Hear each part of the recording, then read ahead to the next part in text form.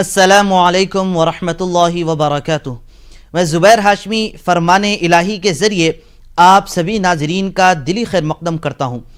नाज़रीन, पिछले एपिसोड में हमने सूरतुल हदीद की आयत नंबर 14 से 21 तक तिलावत और उसका तर्जमा सुनने का शरफ़ हासिल किया। आज हम अपने इस एपिसोड में सूरतुल हदीद की आयत नंबर 22 से सूरा ख़त्म तक और सूरतुल मुजादिला की इब्तिदाई 4 आयतों की तिलावत और उसका तर्जमा सुनने की सआदत हासिल करेंगे। कल जिन आयतों की तिलावत की गई उनके आखिर में हमने ये सुना था कि दुनियावी ज़िंदगी सिर्फ़ और सिर्फ खेल और तमाशा है, यानी ये दुनिया की ज़िंदगी और ये जगह ज़ेब व ज़ीनत की है। यहाँ पर माल व दौलत औलाद में कसरत को तलब करना है।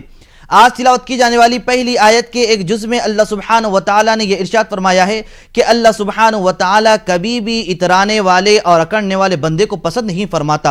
जैसा कि सूरतुल हदीद की आयत नंबर 14 में है कि जो आयत में यह बयान किया गया कि बखालत की मजम्मत की गई है और अल्लाह सुब्हानहु व तआला जो काबिल तारीफ़ व बेनियाज है। अब बखालत का मतलब क्या है?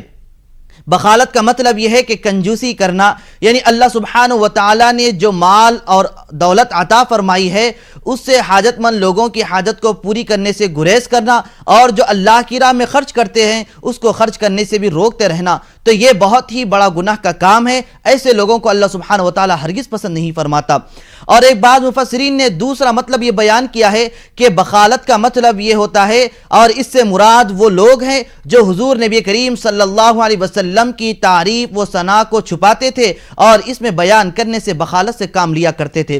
तौरात में हुजूर अलैहिस्सलातु वस्सलाम की जो हम्द व सना बयान की गई थी इसको छुपाते हैं, लोगों के सामने जाहिर नहीं करते और वो ये समझते थे कि अगर हम लोगों के सामने हुजूर अलैहिस्सलातु वस्सलाम की तारीफ बयान करेंगे तो लोग हुजूर पर ईमान ले आएंगे। और यहूद के उलमा ये समझते थे कि लोगों से जो हमें नजराने वसूल होते थे, अगर हुजूर अलैहिस्सलातु वस्सलाम पर लोग ये ईमान ले आएंगे तो ये सारे नजराने हमसे दूर हो जाएंगे और हम अपने हक से महरूम हो जाएंगे।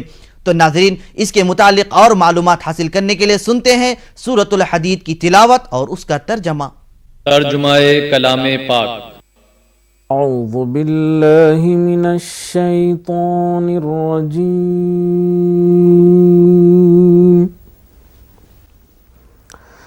बिस्मिल्लाहिर रहमानिर रहीम।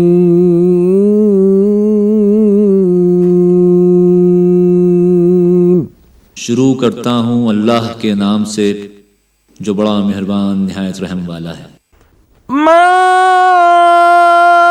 असाब मिन मुसीबतिन फिल अर्द वला फी अनफुसिकुम इल्ला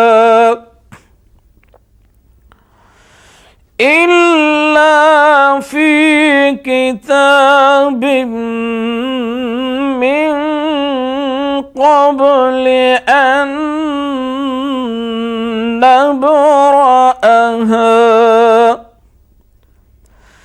इन्न ज़ालिका अलल्लाहि यसीर।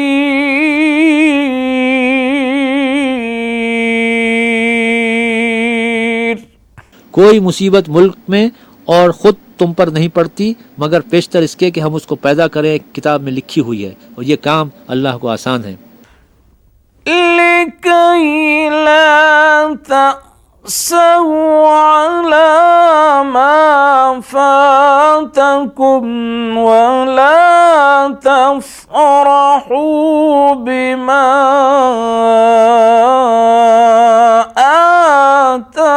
आताकुम वल्लाहु ला युहिब्बु कुल्ल मुख्तालिन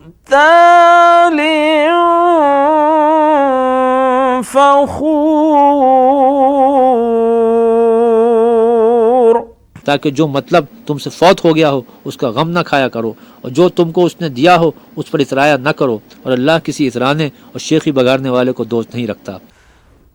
الذين يبخلون ويأمرون الناس بالبخل ومن يتول فإن الله هو الغني الحميد। खुद भी बुखल करें और लोगों को भी बुखल सिखाएं, और जो शख्स रूगर्दानी करे तो अल्लाह भी बेपरवाह है, वही सजावार हम्द व सना है। लक़द अरसलना रुसुलना बिलबय्यिनाति वअंज़लना मअहुमुल किताब वल मीज़ान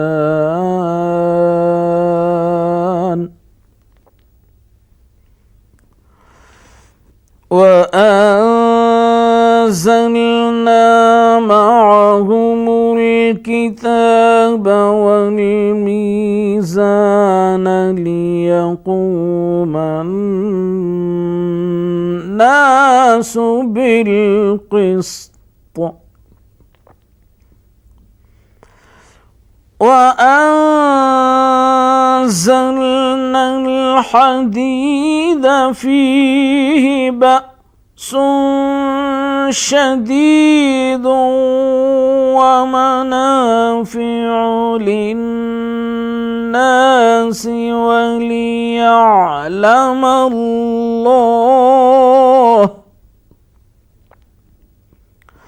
وليعلم الله من ينصره ورسله بالغيب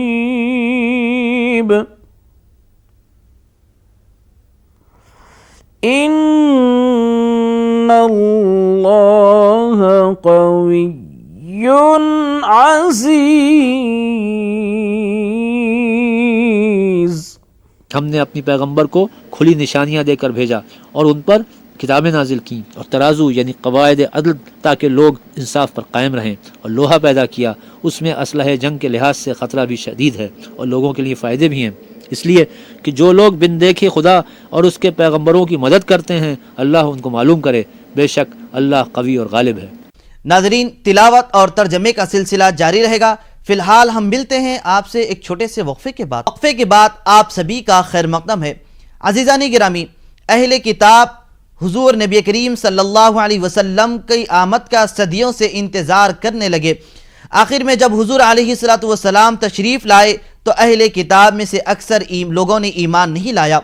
तो अल्लाह सुब्हानहु व तआला सूरतुल हदीद के आखिर में ये इरशाद फरमाता है कि ऐ लोगो, अल्लाह सुब्हानहु व तआला से डरो और रसूल पाक सल्लल्लाहु अलैहि वसल्लम पर ईमान ले आओ और हमेशा इसी ईमान पर कायम रहो। अगर तुम इस तरीके से अपनी ज़िंदगी को गुजारेंगे तो याद रखो मैं तुम्हें 2 हिस्से अजर अता फरमाने वाला हूँ। क्योंकि अल्लाह सुब्हानहु व तआला आगे ये भी इरशाद फरमाता है कि अगर तुम ईमान रखेंगे और ईमान वाली ज़िंदगी पर कायम रहेंगे तो अल्लाह सुब्हानहु व तआला तुम्हारे गुनाहों को बख्श देगा, क्योंकि अल्लाह सुब्हानहु व तआला बड़े फजल का मालिक है। तो नाजरीन, इसके मुतालिक और मालूमात हासिल करने के लिए सुनते हैं सूरतुल हदीद की आखिरी आयतों की तिलावत और उसका तर्जमा। वलक़द अरसलना नूहा व इब्राहीम वजअलना फी ज़ुर्रिय्यतिहिमा अन्नुबुव्वह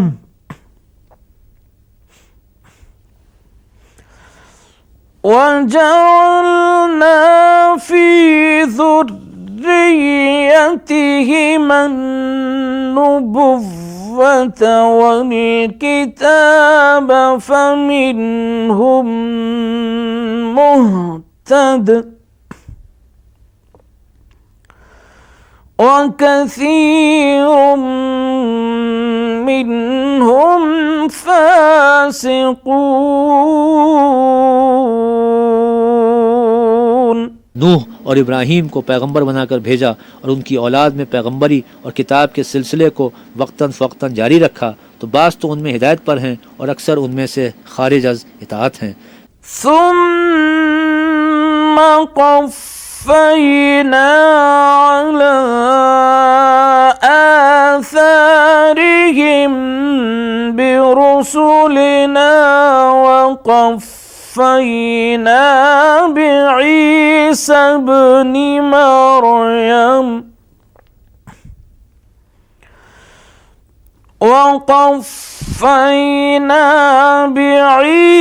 ابن مريم وآتيناه الإنجيل وجعلنا في قلوب الذين اتبعوه رأفة ورحمة ورهبانية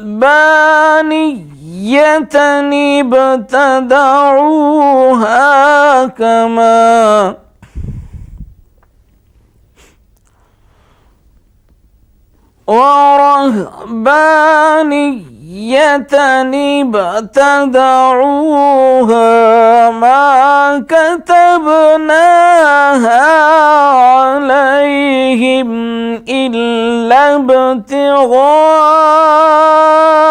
رضوان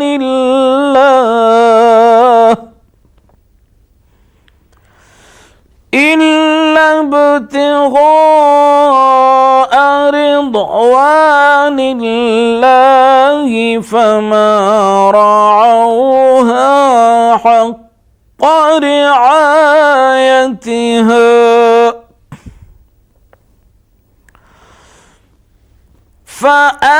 فآتينا الذين آمنوا منهم أجرهم وكثير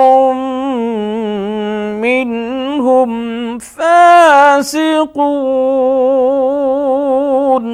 फिर उनके पीछे उन्हीं के कदमों पर और पैगंबर भेजे और उनके पीछे मरियम के बेटे ईसा को भेजा और उनको इंजील इनायत की। और जिन लोगों ने उनकी पैरवी की उनके दिलों में शफकत और मेहरबानी डाल दी और लज्जात से किनारा कशी की तो उन्होंने खुद एक नई बात निकाल ली। हमने उनको इसका हुक्म नहीं दिया था मगर उन्होंने अपने ख्याल में खुदा की खुशनुदी हासिल करने के लिए आप ही ऐसा कर लिया था। फिर जैसा उनको निभाना चाहिए था न निभा सके। बस जो लोग उनमें से ईमान लाए उनको हमने उनका अजर दिया और उनमें बहुत से नाफरमान हैं। يا أيها الذين آمنوا اتقوا الله وآمنوا برسوله يؤتكم كفلين من رحمته ويجعل لكم نورا يا أيها الذين آمنوا اتقوا الله وآمنوا برسوله يؤتكم كفلين من رحمته ويجعل لكم نورا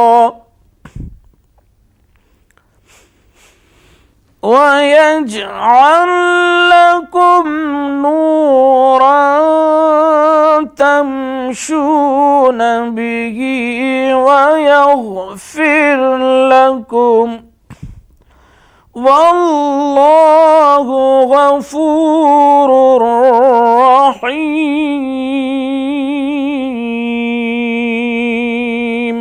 मोमिनो अल्लाह से डरो और उसके पैगंबर पर ईमान लाओ। वो तुम्हें अपनी रहमत से दुगना अजर अता फरमाएगा और तुम्हारे लिए रोशनी कर देगा जिसमें चलोगे और तुमको बख्श देगा और अल्लाह बख्शने वाला मेहरबान है। لئلا يعلم أهل الكتاب أن لا يقدرون على شيء من فضل الله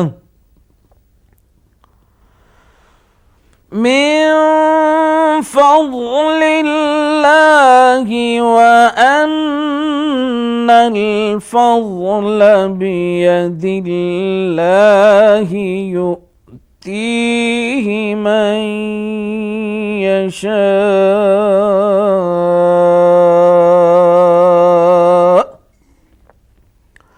والله ذو الفضل العظيم।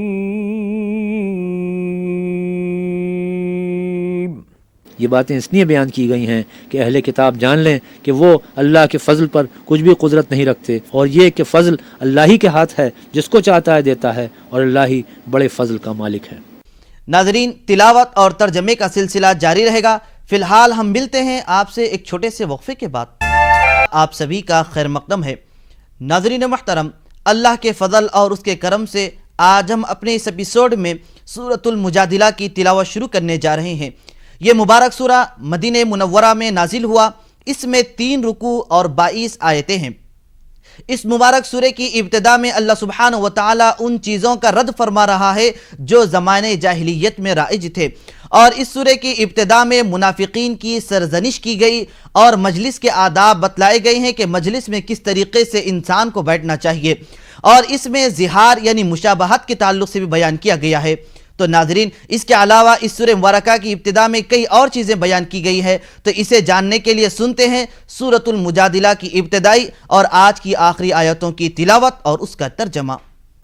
बिस्मिल्लाहिर्रहमानिर्रहीम।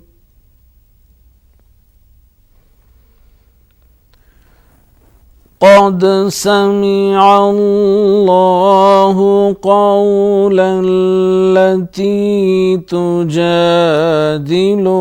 في زوجها وتشتكي إلى الله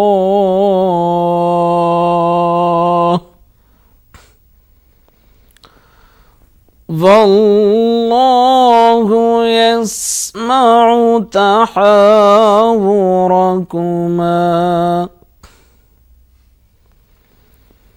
إن الله سميع بصير।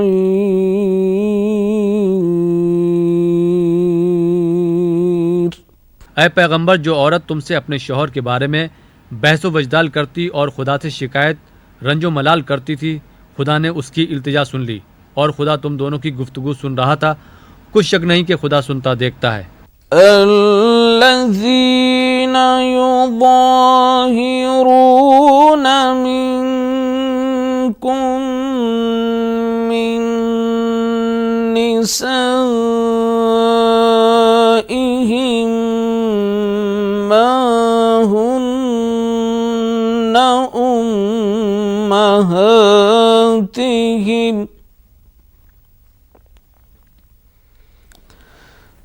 إن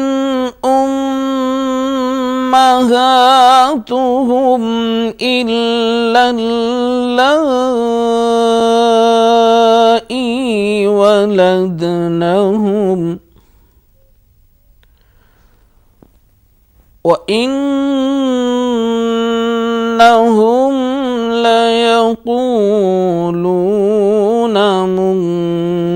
منكرا من القول وزورا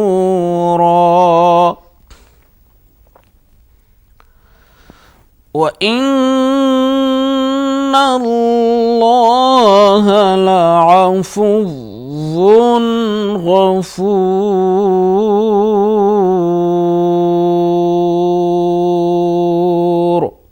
जो लोग तुम में से अपनी औरतों को माँ कह देते हैं, वो उनकी माएँ नहीं हो जाती।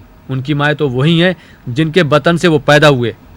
बेशक वो नामाकुल और झूठी बात कहते हैं, और खुदा बड़ा माफ़ करने वाला और बख्शने वाला है। والذين يظاهرون من نسائهم ثم يعودون لما قالوا فتحرير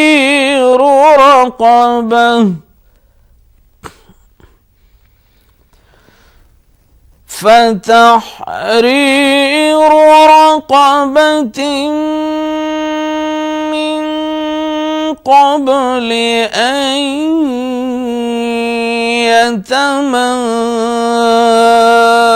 يتماسا ذلكم توعظون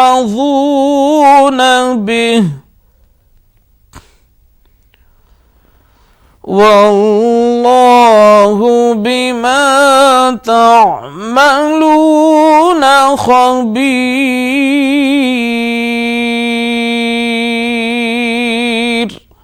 और जो लोग अपनी बीवियों को माँ कह बैठें फिर अपने कौल से रुजू कर लें तो उनको हम बिस्तर होने से पहले एक ग़ुलाम आज़ाद करना ज़रूरी है। मोमिनो, इस हुक्म से तुमको नसीहत की जाती है और जो कुछ तुम करते हो खुदा उससे ख़बरदार है। فمن لم يجد فصيام شهرين متتابعين من قبل أن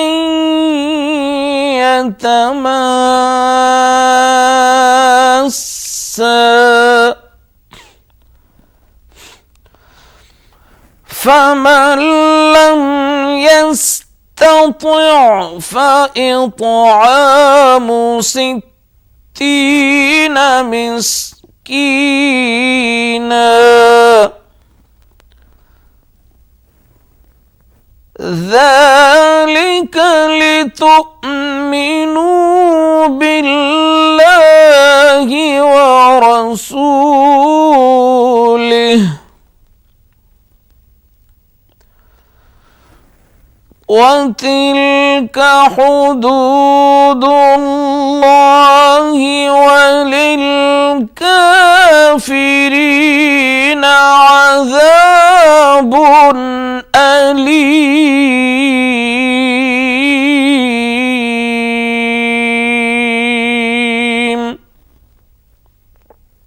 صدق الله العظيم।